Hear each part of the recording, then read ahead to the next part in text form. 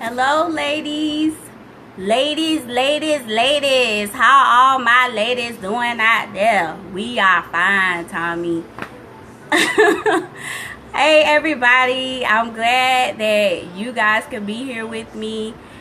If as you're signing in, since this thing doesn't tell me who's here or who's not, could you give me a shout out, a thumbs up, a heart, a comment, and just let me know you're here. Say hello and let me know you're here. Oh, I guess it does tell you who's looking, but it's still nice to hear you guys say hello or see you guys say hello. So please say hello to me by a thumbs up, a heart, whatever. Hey, Livy. And I was just gonna ask you guys if you can see my jewelry. I got my necklace and my earring from my best friend, my jewelry lady. Hi, Sierra. And this is actually gonna be part of the topic for today.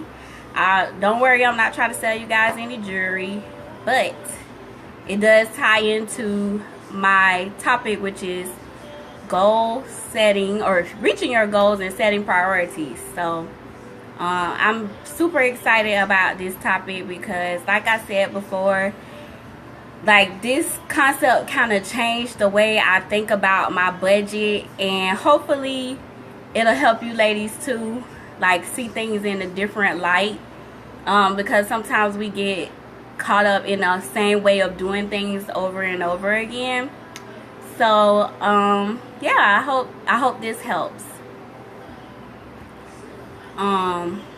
I'm gonna wait a few minutes just because last time a lot of people missed it. So I'm gonna start exactly at 7:05. So in the meantime, if you guys have something to say, if you want to tell me you like my jewelry, if you want to just comment anything below, do so. I see we have Livy and Sierra. I'm glad you can make it this time, Sierra, because last time I know you had technical difficulties.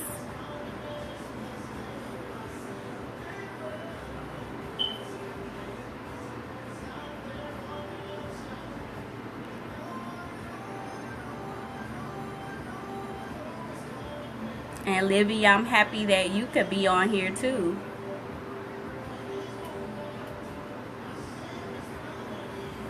Alright, I'm gonna give the ladies a couple more minutes to log in. Hey Vita, how are you doing? I'm gonna give everybody like 2 more minutes before I get deep into the topic. Like I said, just as you log in, give me some love, say hello, comment, give me a thumbs up, tell me it's good to see me. Oh, thank you, Livy. I like this color on me too. That's why I wore it. And my lipstick is a similar color, but I don't know if you can tell. Like, I noticed when I looked back at the other video that I couldn't even see the color of my lipstick, but whatever, I'm still cute.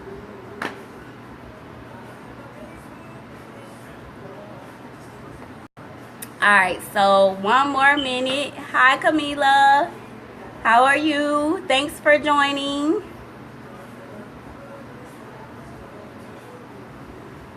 Now, like I said, I'm just going to give everybody 1 more minute before I get started because a lot of people missed it last time. Of course, you can watch it on the replay, but, you know, if you can get it live and in living color, why not?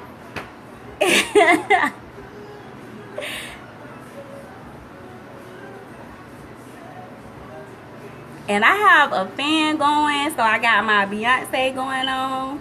I know my hair ain't blowing in the wind, but my shoulder is, because I get hot sometimes. So hopefully that's not a distraction. I had it on last time, I didn't even notice the difference, and I got music playing in the background just because I don't feel like getting up and turning it off.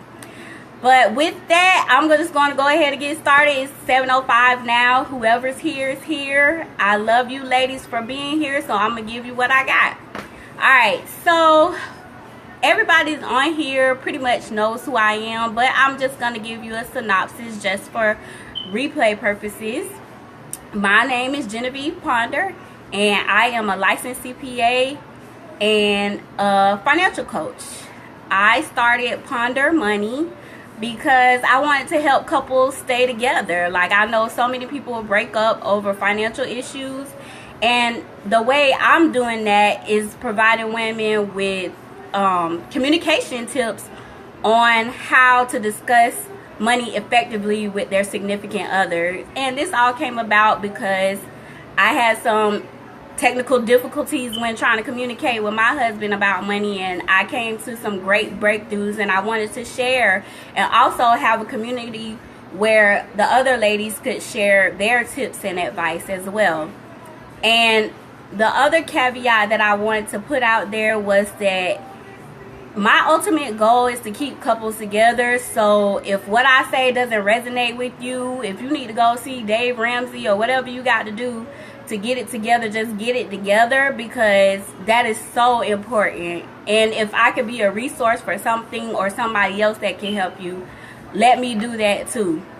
And then the final thing that I wanted to say was that last time I had a house full. This time everybody's at football and cheerleader practice like they're supposed to be. But I still got the dogs. And Mr. Brown, he real temperamental. Sometimes he feels some type of way. He want to bark. So we just going to pray over him and hope he don't got nothing to say today. Okay, so I have a question for you guys. How many of you had problems reaching your financial goals or setting priorities before you even got in a relationship? Or even if you're not in a relationship, how many of you already have trouble setting priorities and reaching your financial goals? Can you show me with a thumbs up? And I know it's like a 2-second delay or something, so I'm gonna wait until you guys respond. And if you don't have problems doing that, then that's awesome. That's a huge accomplishment, and I'm glad you're just here to support me or just be nosy and see what I'm talking about.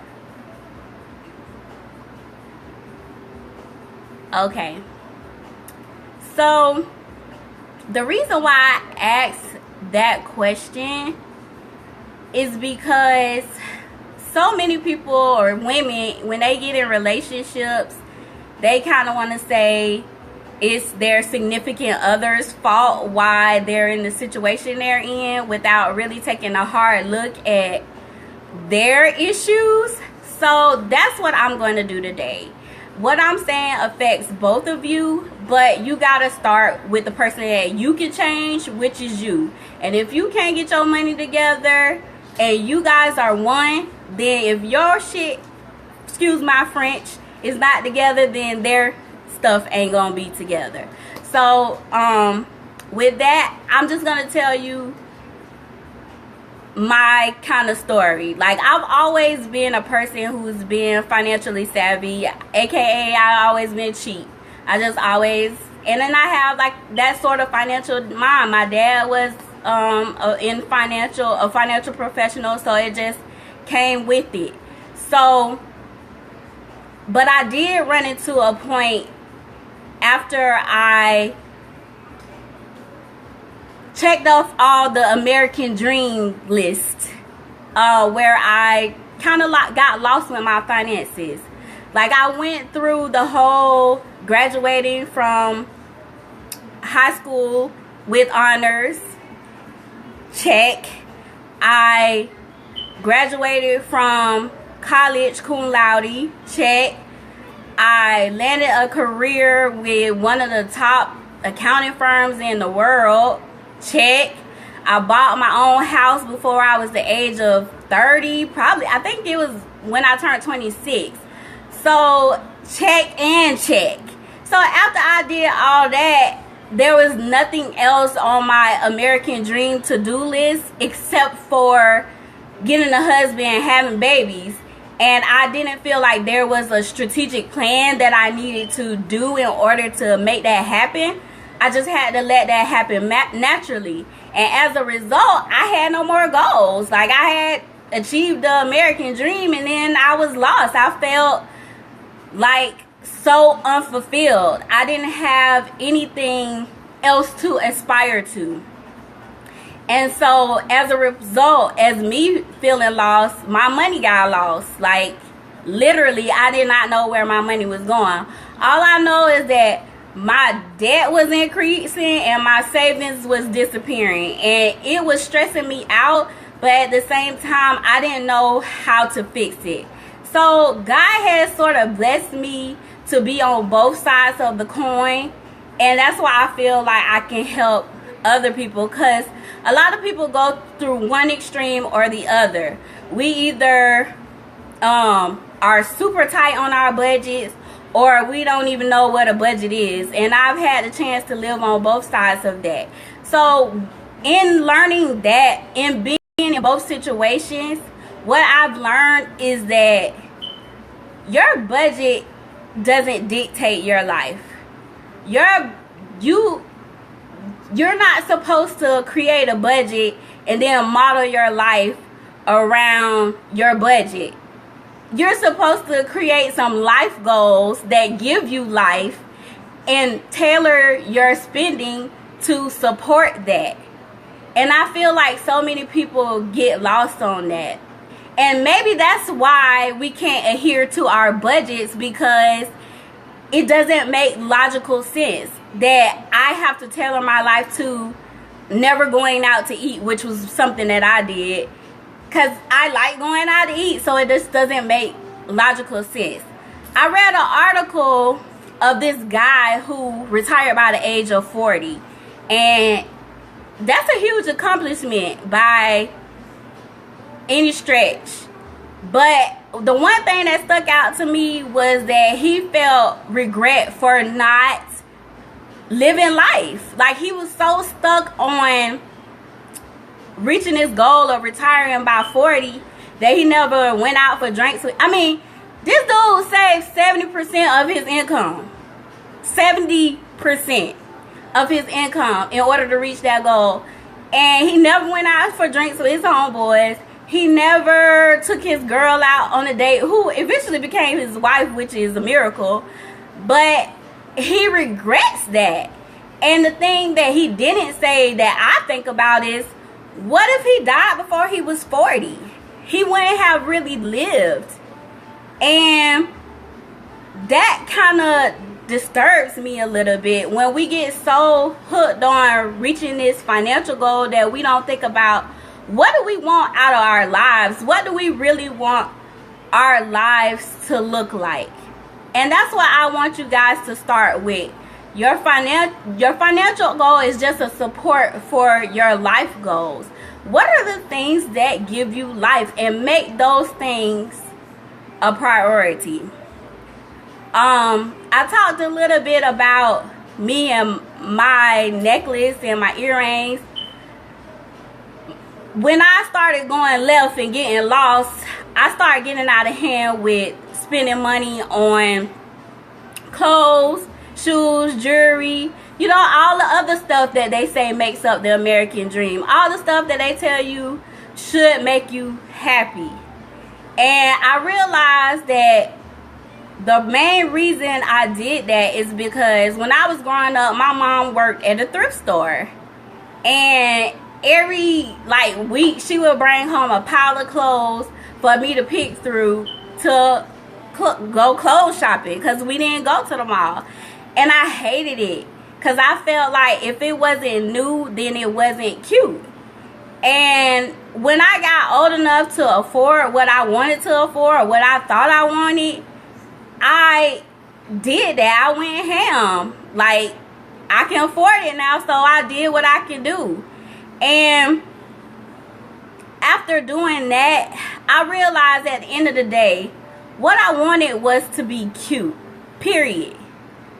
It wasn't about how much I spent on my clothes that made me cute. It was about showing my personality and feeling comfortable in my skin. But my goal of trying to be cute ate away at my budget. That's where my money went.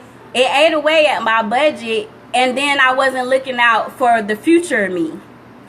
And so the balance, the goal The real goal is to look out for you now and for future you.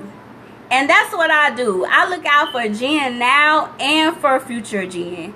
And that's how my income is more balanced, and it's more real, and it's more able to be reached that way. Now I have a closet that's a few basic pieces. Even this shirt is bright color, but all my clothes is pretty much solid colors. And I spend all my money on accessories and shoes and hair, get my nails done, instead of spending hundreds and $1,000s on clothes, when I could achieve the same goal, still look cute with accessories and save plenty of money, and then still invest in my future at the same time. So what I really want you guys to know is prioritization. Now that we talked about just a budget in general and how we talked about how your financial goals should reflect your life goals. But more so, how do you prioritize? Because I'm a strong believer in you can have anything you want in life. Like, I really truly believe that deep down in my heart. But I have realized you can't have it all at the same time. So how do you prioritize? How do you figure out what's best right now? And what I've realized is that in order to prioritize, you focus on what's the thing that gives you the most life for you right now and future you. And then also, what's the thing that gets missed the most? Like, that you say, oh, when I get more money, I'm going to do that. That you could really literally start doing now, but you just haven't. You haven't made it a priority. You've let it slip because you end up going out to eat when going out to eat ain't really that serious every single day of the week. Maybe once a month, once every 2 weeks. It just don't give you that much joy if you're doing it. It's not special anymore. So what are the things that makes your heart sing? What are the things that makes you feel alive? Like for me, I invested in a jazz class. I think when I first graduated college, I wanted to take a dance class. And I didn't end up doing it. I waited till 10 years later to finally spend the $300 on a dance class because I was so stuck on my budget that I felt like I couldn't afford it. And when I finally took that class, when I tell you that class made me feel so alive, I feel like I wouldn't even be doing these sessions right now if I didn't take that class, because it helped me step outside my comfort zone and embrace something that wasn't the norm. And that's the type of things that you should be spending your money on. Things that make you feel, that stretch you, that make you grow. So how do I do it? Just bringing some sort of structure to these conceptual ideas. The way I do it is I invest in 4 areas of my life. It's like the 4 INGs: giving, saving, investing, and living. And by giving, I mean, charity, tithe, offering. These are investments in your soul. These are things that make your soul grow. It's just good to do, and you don't get anything back for them. Saving is short-term, future self stuff. Like, this is the thing that people miss too. When you're making a lot of money or you get a bonus, you never think about those hard times that are going to come up or those unexpected expenses. And people wait till those things happen and scramble and try to figure out how to make it work. No, you do that now when nothing's happening, nothing's going on. You invest in your future self so you don't have to be stressed out when that time comes, because that time is going to come. That's life. There's ups and downs. So that's what your savings is for. It's for also vacations or whatever speaks to your soul that is a short-term goal. That's what savings is for. Investing. I could get on a high horse about investments, but I'm going to try to keep it on the straight and narrow. Investments is where you put your money and expect it to grow. Period. It's not only investing in the stock market. It's not only investing in real estate. It's whatever you put your money in and expect it to grow. And the thing that you put your money in should be something that gives you life. Investing in a 401k does not give you life when you hand your money over to Mirror Edge and you don't know what they're doing with your money. So, yeah, it's hard to take that money out your check because it doesn't give you any joy to do it. You just like, oh, I'm doing this so I won't be broke when I retire. No, not only is it for that, it's also for to give you life right now. So I urge you to expand your horizons or reach out to a good financial planner that can help you decide on investments that gives you life. So that's investing. And finally, living. Living is just doing you. It's the $300 jazz class like I talked about. It's me audio books. Like I wanted to read for the longest. But I just don't like reading physical books. But my frugal side will always say, Jen, you could go to the library and read these books for free. Why are you going to pay for a subscription?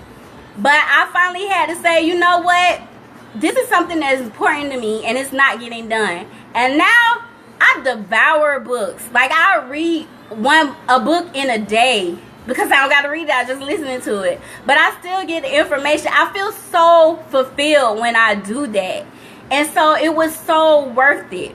And the final thing that I just want to leave with you guys is people also think about, how am I going to spend the money on the thing that's important to me? Like, what am I going to cut back on that so that I can spend on the thing that's important to me? Don't think about that. Just take action. Just start spending on the thing that's important to you. Let me tell you why. Because anything that wasn't important gonna fall off anyways.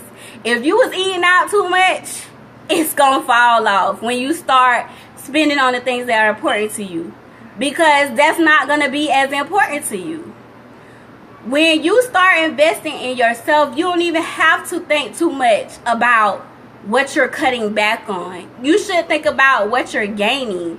And let me tell you, just that one thing alone, when I started investing in the things that are important to me, that gave me life, that's when I had so much money left over in my account after payday, because I didn't need clothes and shoes and stuff to make me feel fulfilled, or eating out all the time to make me feel fulfilled, because the few things that I decided to invest in were so incredibly fulfilling that was all I needed. And so I urge you guys to do the same thing. And that's pretty much all I have for today, except for, please let me know. The next session is going to be October 6th.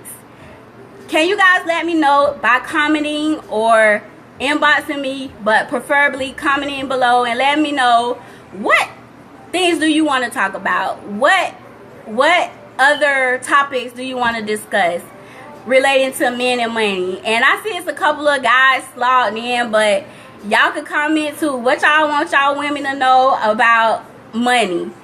Please comment below. I can think of some topics, but I work best when I'm talking to somebody about something I know they care about. And finally, if you're having a personal issue with communicating with your significant other about money, please inbox me. I want to start like a Q&A where I can post information or post answers to questions that were asked. And I asked you to inbox me because I don't want everybody knowing everybody's business. I see your comment. I don't want everybody to know your business. So I'll change your personal information and I'll just post it to the site with the answer. And this is in hopes that anything that I can answer for you could probably help somebody else. Because we're really not alone. We all kind of deal with the same issues. Sometimes we feel like we're alone, but I've come to know that that's not the case. And one other thing I wanted to leave you guys with. Finances is just one key to reaching your life goals. It's only one piece of the puzzle. You also have to use your relationships and your gifts to get what you want out of life. When you don't got money, who do you depend on? Your family, your friends. So be intentional about embracing those. Don't be afraid to ask for help, because that just creates a stronger bond. Get out of your pride, because it's all about living a life that you want to live.